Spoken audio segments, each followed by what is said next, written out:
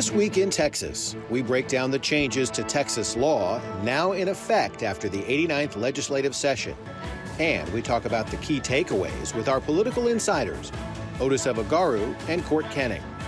We also dig into trash issues within the city of Houston and detail the city's fast response to a 13 Investigates report.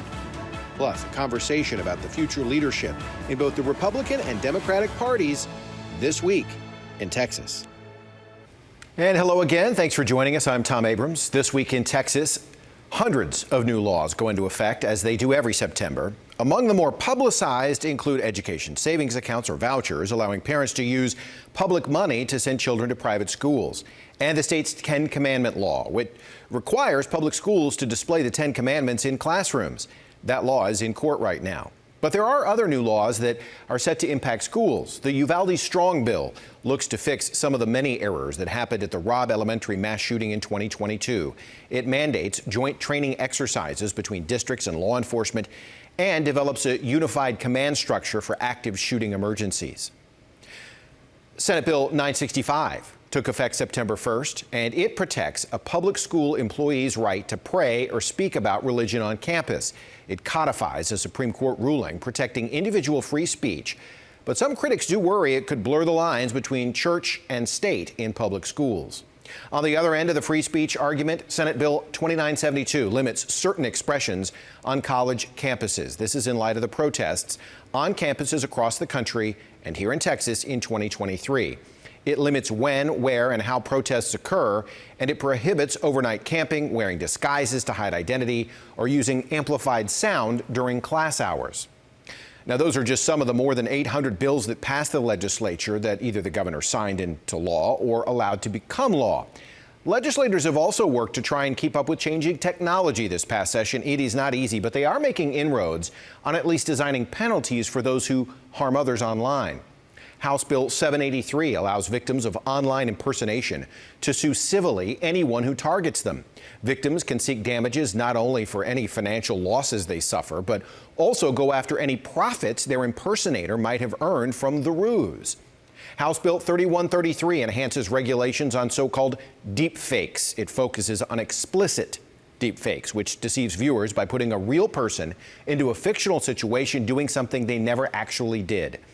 It requires social media platforms to provide easy-to-use complaint systems, and it mandates quick responses to those complaints and removal of the offending post within a week.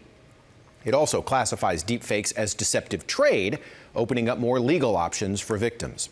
Senate Bill 441 is similar in that it deals with artificial intelligence-created intimate material. It creates a new criminal offense, and it widens civil liability for those who create it. It also requires websites to establish complaint systems and easy removal. Now, as we've reported in the past, legislators started addressing artificial intelligence and deepfakes in past sessions, but these new laws add to the protections Texans enjoy and the penalties they could suffer. There are also a suite of bills dealing with how we vote. House Bill 493 creates new rules for poll watchers. Poll watchers are also sometimes called election observers, and they're allowed to witness the election process as either a member of a political party or a nonpartisan group, but they can no longer use recording devices while on the job, and the law disqualifies anyone convicted of a first or second-degree felony or any kind of felony related to election conduct from serving as a poll watcher. House Bill 3697 changes the appearance of mail-in ballots in Texas. Now, those ballots will be printed in larger, more readable formats with black text on white backgrounds to make it easier for people who may have visual impairments to use those mail-in ballots. And House Bill 1661 is the result of Harris County's miscue when it failed to have enough paper at certain precincts. Now there are criminal penalties for election administrators who don't have enough ballots available. It requires a number of ballots equal to at least 125% of the number of voters from the most recent comparable election in each precinct. However, that number cannot exceed the total number of registered voters in the precinct unless the county participates in the countywide polling place program like Harris County does. So in addition to those lesser discussed laws, what else happened this year in Austin? We spent a lot of time on this program detailing changes to education and education funding and redistricting and even the debate over whether or not to ban THC. But what else stands out as key issues from the 2025 legislature? Let's bring in our political insider, strategist Otis Evogaro and Court Kenning. And Court, we'll start with you. What can we take away from the 89th legislative session? Tom, I think it's each session is different from the others. There's no doubt about it. Some issue pops up and becomes the issue. We knew that going into it was going to be vouchers. We knew late in the game that it was going to be redistricting. But this is going to be dragging on because you have the constitutional amendments that are going to be on the ballot in November. And which then will go into the city elections, and it's always campaign nonstop. And so I think what we normally champion as the collegiality amongst the members in the House and the Senate has taken a beating. And it doesn't help, meanwhile, that the flood happened right toward the end of the session, and that engulfed members in to fix the problem. You can't fix the lives lost, but you can fix it for future instances. Yeah, I think the biggest takeaway for me from this legislative session is the insatiable appetite to continually feed Donald Trump. I mean, it used to be that Republicans didn't want the state legislature to turn into D.C., and here we are. From the speaker's vote, it took multiple rounds because trying to appease Trump. When it comes to redistricting, get me 5 more seats, just like he told them 4 years ago. Get me 11,000 more votes in Georgia. You saw it happen here in Texas. And this time, Texas leaders said yes. So you saw redistricting. You saw vouchers. That vote was going to be very close on the House floor until Donald Trump called. Every Republican voted except 2 of them. I mean, this need to continually feed Donald Trump is the biggest takeaway from here. It's going to be very interesting to see what happens now in the Republican primary. Did some of these guys go too far? Remember, we talked about this years ago when the Republican primary happened in 2024 now. It seems like ages. That they were trying to get rid of Republicans who voted against vouchers. That message wasn't working, so they attacked them on the border. Well, now these guys went to go vote for vouchers, and now they have to go back and explain to their constituents why they took this vote that could hurt the largest employers in their districts, which are the school districts that are going to no doubtedly be hurt by this voucher program. So, or voucher scam, excuse me. So the need to feed Donald Trump is what the 89th legislative session has been about. And you're going to see this play out now after this. And there's a THC now that's on the House floor that's supposed to be on the House floor Wednesday. There's no language for them yet, so they're going to be voting on that. Who knows if Donald Trump's going to make a phone call to Republicans and say, hey, you got to give me this as well, too. I mean, the Republican Party here in Texas used to stand for something, used to be independent, and wanted to take themselves away from D.C. Now it's a very D.C. swamp they complain about. Court, do you agree with that? I would say, to revise and extend remarks from Otis here, I don't disagree with what he's saying, but just maybe the characterization of it. The 11,000 votes, find me, was illegal. The redistricting is illegal. And we see it happening in other states, and our 5 seats in Texas may get washed out. The issue is Trump in a cape is, we all know that that's what you do in politics. It's what you do when you run campaigns, is you find the issue that's got 80% job approval and you hug on it. You make it yours. And so just so happens in the Republican Party, the 80% approval is the president. And if you cross the president, you're going to pay a price. And if you support him, you're going to win re-election likely. So then is that the lasting, the legacy of the 89th session then? Is the appeasing of the president, or is there a specific issue you think 2, 4, 6 years from now we're going to be talking about? I think he was the 32nd senator in Austin, and I think he was the 151st House member in Austin. Yeah, and that's just an easy way of saying, yes, the legacy is going to be Donald Trump is the one that controlled the 89th legislative session. And then also, let's not talk about some of the ambitions that's going on here. You're going to have Greg Abbott, who's thinking about a presidential run in 2028. He's got to appease a Trump base. I mean, the Republican Party is Make America Great Again Republican Party. It's the MAGA party. That's what it is now. It's no longer the party of Lincoln. It's no longer the party of Reagan. It's a party of Donald Trump. And that's what these guys did. Again, appeasing D.C. and not appeasing the will of Texans. Interesting. Not where I thought the conversation would go, but a good conversation. Gentlemen, thank you. When we come back, we get trashy with reports from ABC 13's Sarah Al-Sheikh, and 13 Investigates' Micah Hatfield as they dig through issues with the City of Houston's Solid Waste Management Department.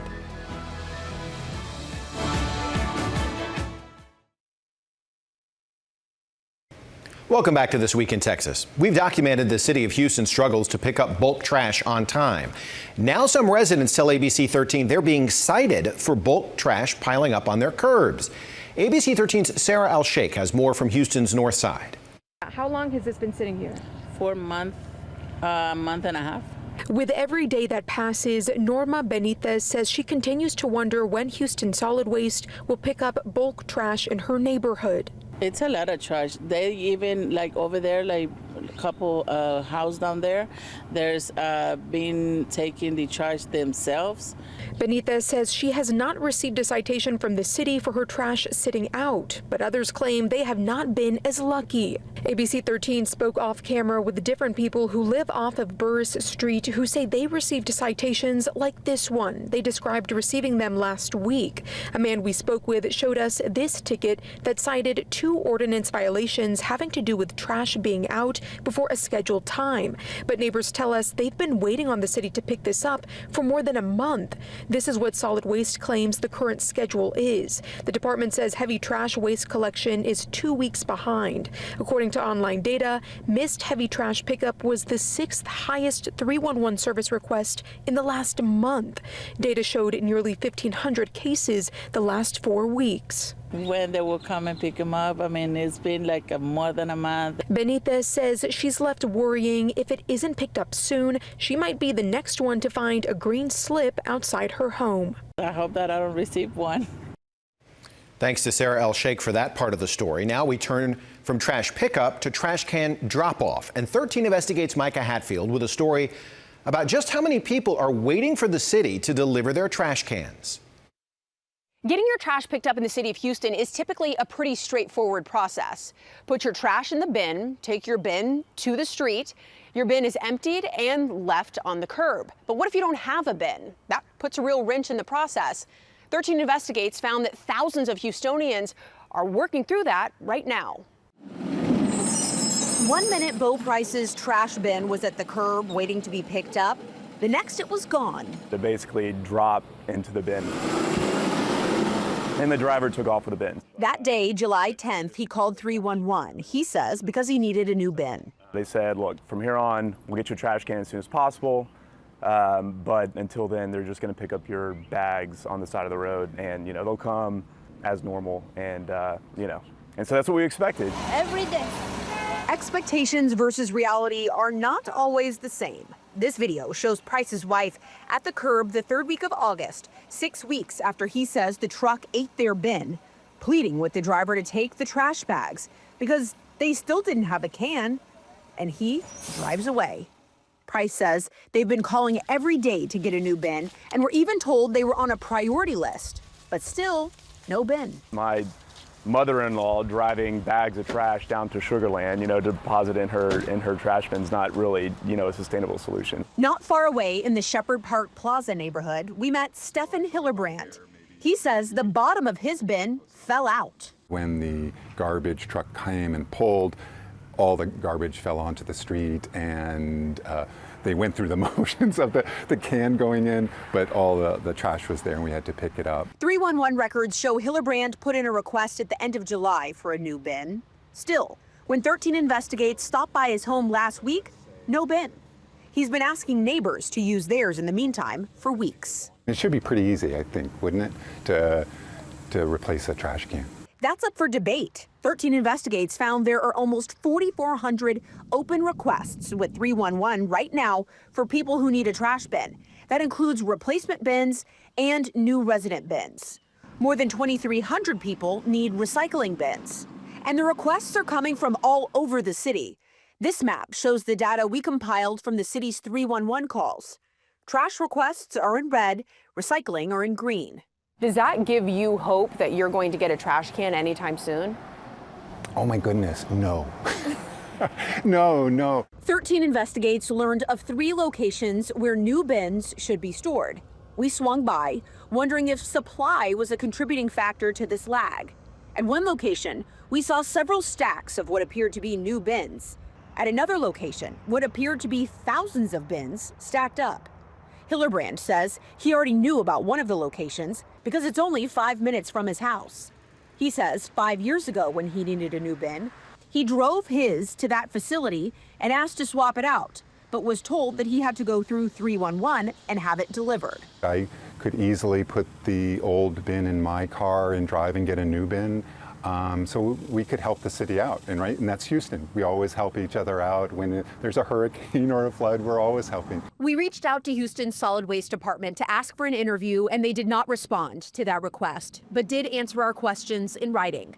They told us delivery crews are out daily providing containers in order that requests were received, and that under new leadership, they're evaluating and adjusting the delivery program. They also said that in the last month, almost 1,600 homes were added to their system, and almost 7,100 additional homes are at varying stages of construction. People who do not have a bin at all are encouraged to tell 311.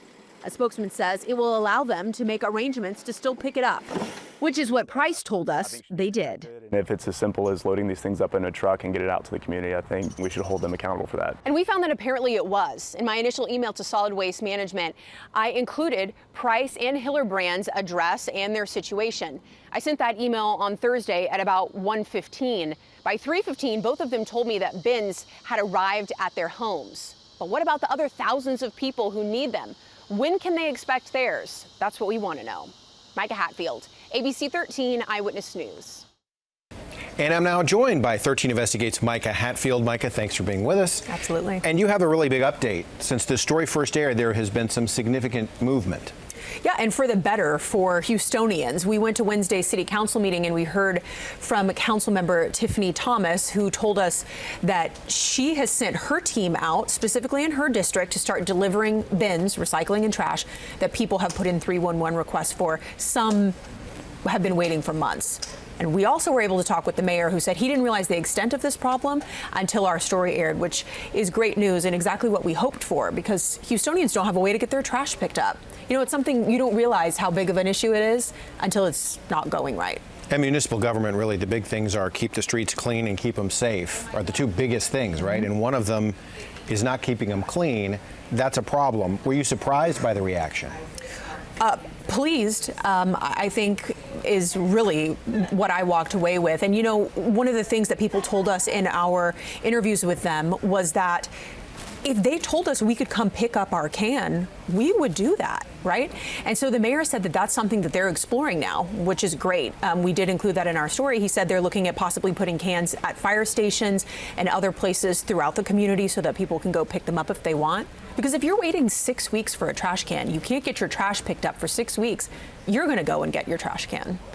Now, what struck me, I think, in the story most, not only was the speed with which they delivered the two cans to the people whose addresses you gave them, but also the thousands of people who were waiting on cans.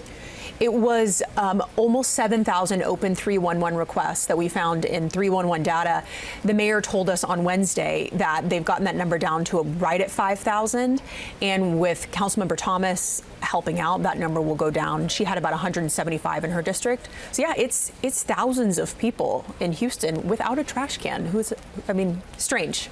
Yeah, and so you went to the council meeting not necessarily expecting this sort of response from the mayor or from Councilmember Thomas. No, I wasn't. And Councilmember Thomas brought it up on her own in her update to the mayor. Hey, we have our hot team out. You know, we're really trying to be proactive. She said that she was getting flooded with emails from people in her district saying, hey, I don't have a can. She was sending the information to the solid waste director, but she said it's just not efficient to send one by one addresses to them and have them go out and deliver a can. She said they have bigger things to worry about, like recycling and trash pickup delays and other things. So she was like, we're just going to take care of it. So no, we weren't expecting that. And again, we're pleasantly surprised that people are taking this so seriously in the city. One last question. Do you get the sense that the mayor really does care about this and that he just wasn't aware? It does seem that way. I think he was even talking about having police cadets go out and start delivering the cans. So it seems like in the week's time since our story aired and when we were able to speak with him, that they're really trying to come up with some solutions to get this figured out for Houstonians. Micah Hatfield, 13 Investigates. Thanks so much. We appreciate it. And when This Week in Texas comes back, we'll bring back our political insiders to talk about the futures of both the Democratic and Republican Party as it relates to leadership.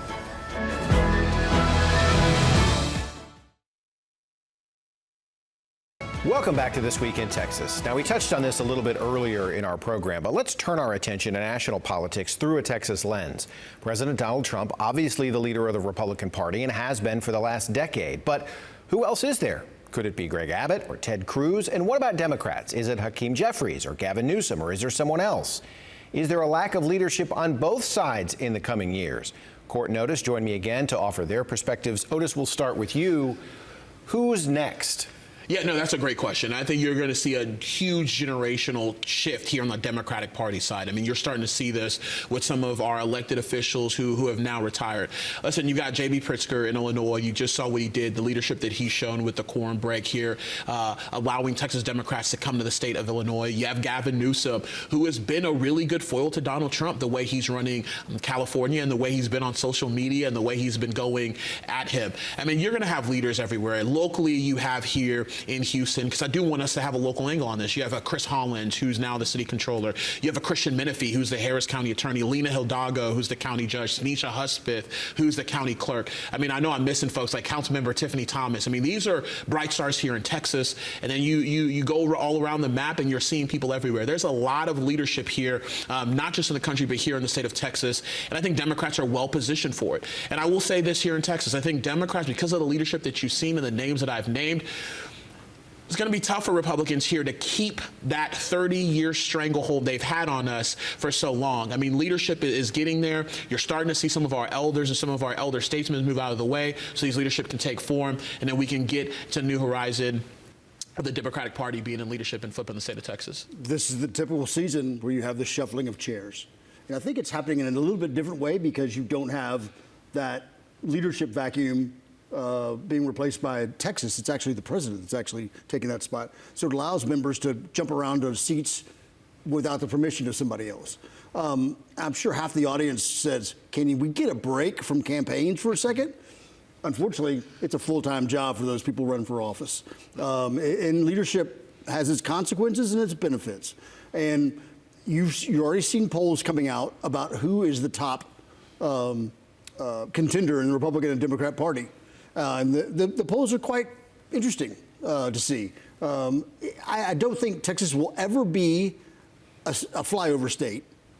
You're going to have to come here as a Democrat to raise money, and Republicans have to back it up and secure the votes here.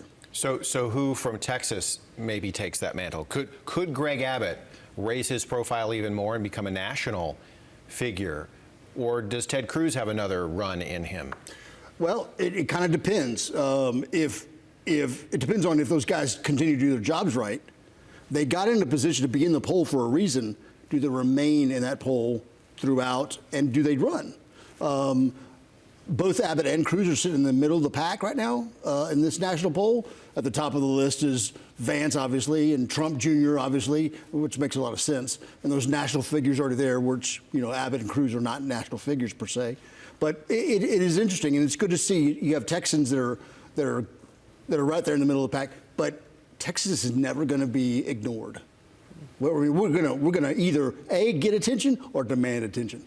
Do you agree with that from a Democratic perspective, that Texas isn't just necessarily a pocketbook state? I mean, we did see Kamala Harris come and campaign here. Yeah, I mean, they can't treat it like that anymore. I mean, listen, part of the redistricting conversation is that Texas grew in 2020, and 95% of that was due to people of color. And that's a Democratic base. It's blacks, it's Latinos, women, LGBTQ. I mean, this is a large coalition of folks.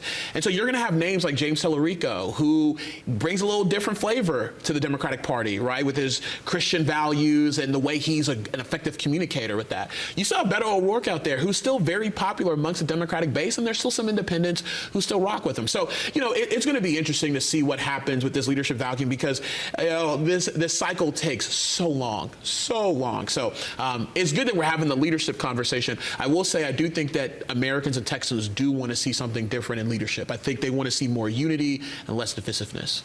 Gentlemen, thank you very much. I'm sure this is a conversation we'll be having for months and years to come. When we come back, some final thoughts for this week in Texas.